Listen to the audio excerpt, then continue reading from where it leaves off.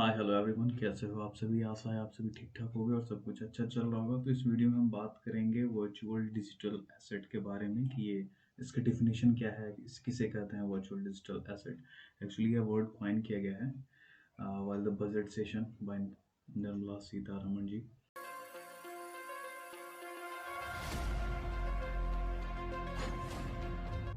इन्होंने अनाउंसमेंट करते समय इन्होंने बोल दिया कि हम क्रिप्टो करेंसी पे हम 30% फ्लैट टैक्स लेंगे, लेकिन उन्होंने क्रिप्टो करेंसी को एज ए करेंसी एक्सेप्ट नहीं किया है। और उसकी भी डिफिनेशन इन्होंने उसके बारे में भी इन्होंने बताया है यहाँ पर कि करेंसी हम किसे कहते हैं। ठीक है, यहाँ पे इन्होंने बताया है एक्सेडियस। यहाँ पे I said Reserve Bank will be issuing a digital currency. A currency is a currency only when it is issued by the central bank. यानी कि अगर कोई भी करेंसी को हम करेंसी तब कहते हैं जब वह रिजर्व बैंक यानी जो हमारा सेंट्रल बैंक है वहां से इशू होता है, तो हम उसे करेंसी कहते हैं। अदरवाइज ये करेंसी नहीं है। तो इन्होंने क्रिप्टो करेंसी, एनएफटी, इन सबको क्या बोला है कि डिजिटल एसेट बोला है, इन्होंने वर्चुअल डिजिटल एसेट बोला है। और अब हम जानेंगे यहाँ से इस वीडियो में कि वर्चुअल डिजिटल एसेट की इन्होंने डेफिनेशन क्या दिया है। जैसे एक बार तो बजट सत्र जब होता है तो वहाँ इन्होंने बोल दिया कि ठीक है कि वर्चुअल डिजिटल एसेट है, हम इसे करेंसी नहीं मानते हैं। लेकिन बाहर आने के बाद से एक एक्सप्लेनेटरी मूवमेंट होता है वहाँ पे, उसमें उन्हें बताना पड़ता है कि आखिर हमें क्या बोला है, इस वर्ड का मतलब क्या है, क्या कॉइन है, कॉइन करते हैं तो इसका मतलब क्या है। तो होता है यहाँ पे इसका आंसर है जिन्होंने पूरा एक्सप्लेन किया है कि व्हाट इज वर्चुअल। डिफाइन किया गया है यहाँ पे, देखिए define the term virtual digital asset.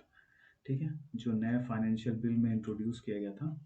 इस क्लॉज के तहत it is proposed to be inserted in section 2 of the act as per proposed new clause a virtual digital asset. यहाँ से है a virtual digital asset is a proposed to mean any information or code or number or token not being Indian currency or any foreign currency। Currency को exclude किया गया है। Token means currency नहीं, currency को छोड़ करके कोई भी इंफॉर्मेशन, कोड, नंबर, टोकन, कुछ भी generated through cryptographic means or otherwise by whatever name called, providing a digital representation of value which is exchanged with or without consideration, with the promise or representation of having inherent value or function as a store of value or a unit of account, and include its use in any financial transaction or investment, but not limited to investment scheme, and can be transferred, stored and traded electronically। ठीक है, non fungible tokens like, इन्होंने इतना definition में बताया और उसके बाद से मतलब ये बता रहे हैं कि जैसे कि non fungible tokens and any other token similar nature are included in the definition. यानी कि कोई भी इंफॉर्मेशन, कोड, नंबर, टोकन, कुछ भी, ठीक है, करेंसी जो ना हो, जो करेंसी ना, जो करेंसी है तो करेंसी यही है, जो करेंसी ना हो वो जनरेटेड थ्रू क्रिप्टोजेनिक मीन्स और वॉट एवर अदरवाइज। मतलब कि एक मोटा मोटा अगर हम इसको समझें तो ये कुछ ऐसा है ना कि कुछ भी डिजिटल, जिसे आप इसे अपना एसेट मान सकते हो, कुछ भी डिजिटली जिसमें आपकी वैल्यू इंक्लूड हो, जिसे आप स्टोर कर सकते हो। जैसे जैसे 100 रुपए के बदले हम कुछ कोड ही हम स्टोर कर रहे हैं कि इसी कोड की वैल्यू 100 रुपए, तो वो भी एसेट है, वो भी एसेट है। वही बोला गया है यहाँ पे कि कोई इंफॉर्मेशन, कोड, नंबर, टोकन, कुछ भी, आई मीन क्रिप्टो करेंसी भी एक तरह का कोड ही है ना, उसी पे बनता है, वही टोकन टाइप ही है। वो सब कुछ भी ऐसा ही जो इंफॉर्मेशन, कोड, नंबर, कुछ भी हो जो क्रिप्टोग्राफिक रूप से जनरेट किया गया हो और जिसका हम रिप्रेजेंटेशन कर सकते हैं, जिसकी कुछ वैल्यू हो, कुछ वैल्यू भी हो, उसकी कुछ इनहेरेंट वैल्यू हो, जिसको हम स्टोर कर सकते हैं और unit account include it's use of financial transaction भी हम कर सकते हैं उसका यूज करके। जैसे बार्टर सिस्टम था ना, किसी चीज़ के बदले हम कोई और चीज़ दे देते थे, जैसे आलू के बदले हम अनाज दे देते थे, कुछ इस टाइप का फाइनेंशियल ट्रांजैक्शन हो रहा है ना वहाँ पे। वैसे भी किसी चीज़ के लिए हम उसका यूज़ कर सकते हो, मतलब एसेट, वही एसेट हुआ ना।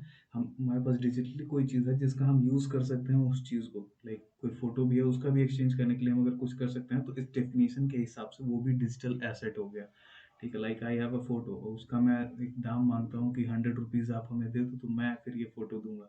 तो ये वहाँ पे भी एक डिजिटल एसेट हो गया, हालांकि मतलब according to the definition that जो कि कहा जा रहा है यहाँ पे।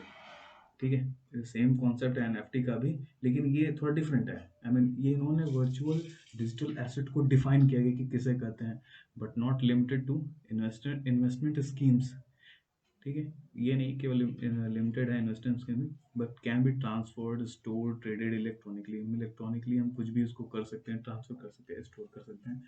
यानी कि देखो एक पूरा एक क्या कह सकते हैं ना इसको, अगर पूरा मिला उला के देखा जाए तो बस ऐसा कुछ भी जो आपके पास डिजिटली हो और कुछ वो वैल्यू होल्ड करता हो, ठीक है, उसका कुछ वैल्यू होल्ड फाइनेंशियली, तो वो है वर्चुअल डिजिटल एसेट। ये आज के एक्सप्लेन्ड में ये आया था।